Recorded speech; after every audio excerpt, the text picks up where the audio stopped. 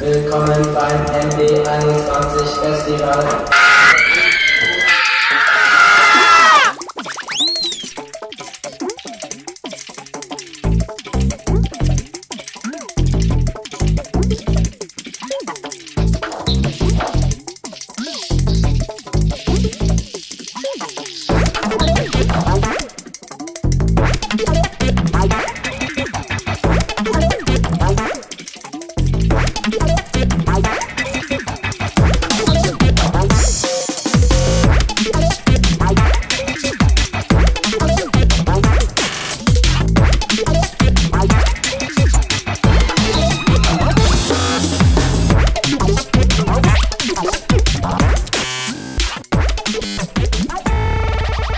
Der Name des Wettbewerbs sagt ja eigentlich schon, worum es geht. Deutscher Multimedia-Preis, also es geht um multimediale Projekte und Arbeiten. Das können ganz unterschiedliche Dinge sein, angefangen bei Websites oder Blogs, die im Netz halt eben zu sehen sind. Das können aber auch Spiele sein, Software, die programmiert wird, irgendwelche Hardware-Lösungen, medienkünstlerische Sachen. Also der Wettbewerb ist im Grunde genommen wirklich sehr, sehr breit gefächert und offen, was die unterschiedlichen Medienformate angeht. Also vor 20 Jahren gab es einen Verein in Radebeul bei Dresden. Da haben wir aus einem Filmwettbewerb einen Multimedia-Wettbewerb entwickelt. Wir haben gemerkt, dass nicht nur Filme eingereicht werden, sondern zunehmend Jugendliche sich auch mit anderen Medien beschäftigen. Und dann haben wir den Wettbewerb umkonzipiert und haben einen Multimedia-Wettbewerb daraus gemacht. Medien spielen im Alltag von Kindern und Jugendlichen, glaube ich, mehr denn je eine ziemlich tragende Rolle. Jeder ist mit den entsprechenden Endgeräten ausgestattet. Das Internet ist unser täglicher Begleiter. Und je mehr Medien in den Alltag von Kindern und Jugendlichen auch Einfluss nehmen, desto mehr arbeiten sie auch aktiv eben wieder mit und auch kreativ damit. Und der Wettbewerb ist eine sehr schöne Möglichkeit, das tatsächlich auch abzubilden und zu zeigen, was damit alles aktiv gemacht wird und nicht nur einfach konsumiert wird. Für die Stadt Dresden ist es etwas ganz Besonderes, dass der Multimedia-Preis MB21 jedes Jahr in Dresden verliehen wird. Das richtet nochmal ein anderes Licht auch auf die Stadt. Und wenn man sieht, wie rasant sich die Medienlandschaft in den letzten Jahren verändert hat, ist es, glaube ich, wichtig, das medienpädagogisch zu begleiten und dass wir auch neu darüber nachdenken müssen, wie unser Zusammenleben analog und digital in Zukunft gestaltet werden soll. Die Projekte kommen zu uns per Online-Tool oder per Post und dann werden die von uns gecheckt, wird geguckt, ist alles da. Wenn irgendwas fehlt, dann rufen wir an oder schreiben eine Mail und lassen noch nachreichen. Dann werden die Projekte vorbereitet für die Vorjury. Die wählen aus dem ganzen Pool an Einreichungen ca. 80 Beiträge aus. Die kommen dann in unsere fachkompetente Fachjury und die wählen dann 24 Beiträge aus, die dann für den Deutschen Multimedia-Preis nominiert sind und einen der Preise abräumen. Die Jury-Sitzungen machen sehr viel Spaß. Es ist aber auch total anstrengend, weil es sehr viele Einreichungen sind. Aber die Teams sind gut aufgeteilt. Es gibt total intensive und gute Diskussionen über die Einreichungen und das ist wichtig, finde ich. Einfach da zu sitzen, eigentlich so mit offenem Mund und zu staunen und sich zu freuen, wie viel Kreativität da draußen einfach vorhanden ist, das ist total schön. Die digitale Kultur ist ja einfach eine Kultur und die multimediale, die sich sehr stark entwickelt und ich finde, das sieht man auch bei den Einreichungen. Also das finde ich sehr, sehr spannend und das macht mir auch Spaß, da so dran zu sein und mitzukriegen, was passiert da, wo geht's weiter, was wird vielleicht weniger. Also diesen tiefen Einblick zu bekommen, was sind die Themen der Jugendlichen, was ist da gerade an Technologie vorhanden, wie wird sie auch auseinandergenommen und neu gestaltet, das finde ich schon immer wieder spannend zu sehen. Ich erlebe die Jury-Sitzung immer als sehr, sehr wertschätzend, sehr positiv, sehr anstrengend, sehr lohnend, weil jede Diskussion nachher zum tollen Ergebnis führt, wo alle Jurymitglieder in der Regel gut mitgehen können. Ich freue mich sehr darüber, dass die so engagiert tatsächlich jedes Mal dabei sind und sich die Entscheidungen am Ende auch tatsächlich nicht leicht machen, weil es sind natürlich sehr, sehr viele gute Projekte, aber nicht alle können halt eben einen Preis gewinnen. Ich weiß gar nicht, ob man wirklich festlegen kann, wo es Kontroversen gibt. Ich glaube, das ist jedes Jahr wieder neu, weil wir halt immer wieder neu suchen, was ist denn dieses Jahr irgendwie das Herausragende, was sind die Themen, die die Jugendlichen beschäftigen, was wollen wir auf die Bühne heben. Also in der Vorbereitung des Medienfestivals gibt es wirklich jede Menge zu tun für ein ziemlich riesiges Team. Wir haben mit den Technischen Sammlungen ein Haus mit, ich glaube, 5000 Quadratmeter Ausstellungsfläche zu bespielen. Und das ist nichts anderes als eine ziemlich große Materialschlacht. Also um die ganzen Sachen tatsächlich dann auch so zu präsentieren, dass die Leute sich das nicht nur anschauen können, sondern tatsächlich selber auch mitmachen können, das anfassen können, ausprobieren können, selber mit Sachen experimentieren können.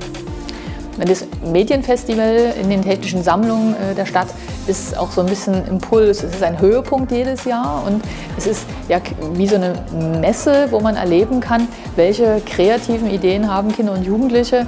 Wir kuratieren jedes Jahr ca. 45 Mitmachstationen, wo es darum geht, dass man selbst Medien kreativ macht. Wir haben medienkünstlerische Aktionen vor Ort, die interaktiv sind, die man ausprobieren kann. Ein Indie-Game-Forum, eine Retro-Game-Ausstellung.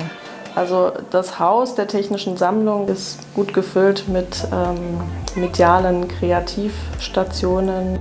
Wir sitzen jetzt hier zu zweit als Projektleiter dieses Wettbewerbs, aber letztendlich ist das eine riesengroße Teamleistung. Es sind wahnsinnig viele Leute auch ehrenamtlich daran beteiligt, dass diese ganze Veranstaltung überhaupt gewuppt werden kann. Und diese Form von Teamarbeit macht wirklich großen Spaß. Der Freitagabend ist der interne Abend, da laden wir alle nominierten Teilnehmer ein und die präsentieren uns und sich ihre Beiträge. Und dort lernt man die Menschen kennen und eben die Projekte, die sie gemacht haben. Und das ist für mich immer so ein Abend, wo ich denke, es wird alles gut. Da stellen die Nominierten ihre Dinge vor, stellen sich vor, lernen sich kennen, tauschen sich aus und das ist super. Wenn da der 14-Jährige seinen Pitch hält oder sein Produkt, seine Idee, sein Spiel, sein was auch immer er eingereicht hat, vorstellt und die Idee, was dahinter war. Das ist wirklich sowas, ja, man könnte als Kölner sagen, für das Herz. Also es ist wirklich total schön. Herzlich willkommen zum Medienfestival. Viel Spaß. 1, 2, 3.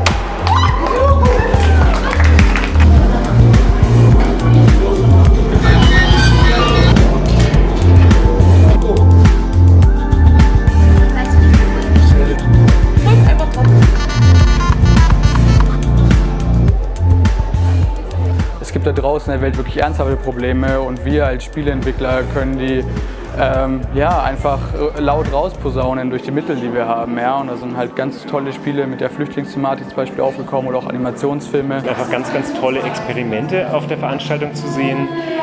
Gerade die Verbindung von Technik und Programmierung oder grafischer Visualisierung sind einfach ganz, ganz toll und ganz, ganz spannend. Das Highlight des Medienfestivals, denke ich, ist in dieser Do-it-yourself-Workshop-Raum, wo der 3D-Drucker steht, diese Gravurmaschine, die Lötkolben. Das ist so auch neue Medien zum Anfassen, was man zu Hause jetzt nicht hat. Man hat zu Hause keinen 3D-Drucker zum Beispiel. Und das ist halt das Coole hier, dass man auch als Kind und auch als Erwachsener, ich finde es gerade auch als Erwachsener spannend, dass man ausprobieren kann und auch selber Feuer und Flamme werden kann. Das finde ich cool. Wir zerlegen hier alte Elektrogeräte, zum Beispiel dieser wunderschöne iMac, nehmen das auseinander und benutzen die Platine. Die haben ja ganz oft so ganz schönes, feines Muster oder lustige Beschriftungen und da kann man sich dann was aussägen, mit draufkleben oder die Ohrringe machen. Ich glaube, dass die kreative Auseinandersetzung mit Medien, gerade auch in Bezug auf Kinder und Jugendliche, heute besonders wichtig ist, weil das sehr viel von unserer Zukunft prägen wird oder einfach auch heute schon maßgeblich ist für das, was unseren Alltag bestimmt.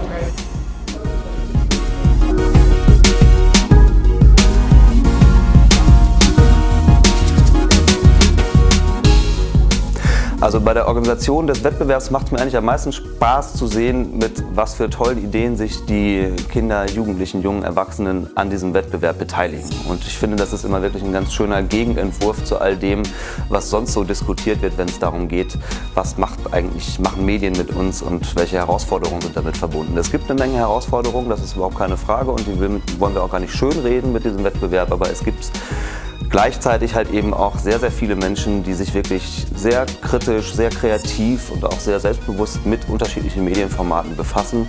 Vielen Dank!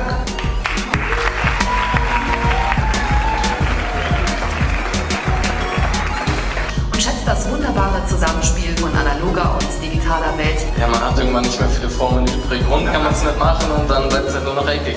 Das Projekt Smart Mirror macht das unsichtbare Problem der Mikroplastik nicht nur auf eindrucksvolle Weise sichtbar. Platz in der Altersgruppe 7 bis 10 Jahre. Das ist objektorientiert.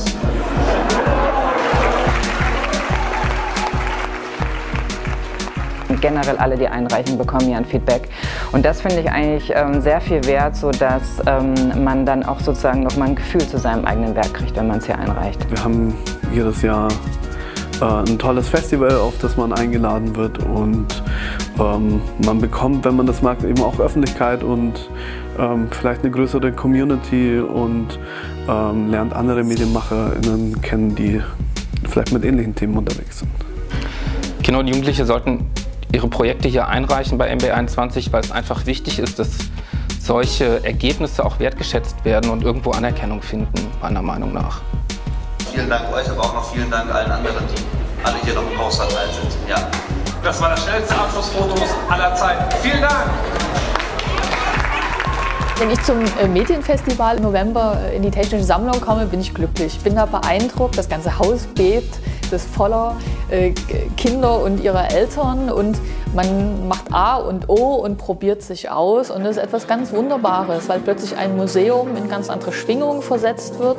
Ich hoffe, dass wir das noch viele, viele Jahre fortführen können, auch an diesem Ort.